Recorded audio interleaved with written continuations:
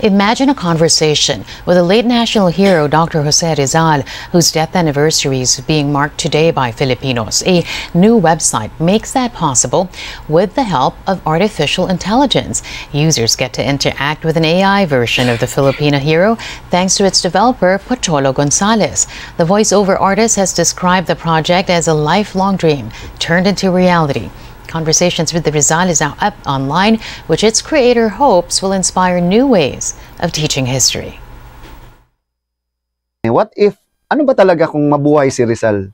Kausapin ko si Rizal ng kung anong alam niya, anong kasaysayan niya, ano ang prinsipyo niya, idealismo niya, ano yung karanasan niya, at talagang maging tao siya. Ang goal ko lang, manatili ang values natin bilang isang Filipino. Kung hindi dahil kay Rizal, walang himagsikang mangyayari, wala ring mangyayaring pagbabago, at hindi tayo tatawaging mga Filipino.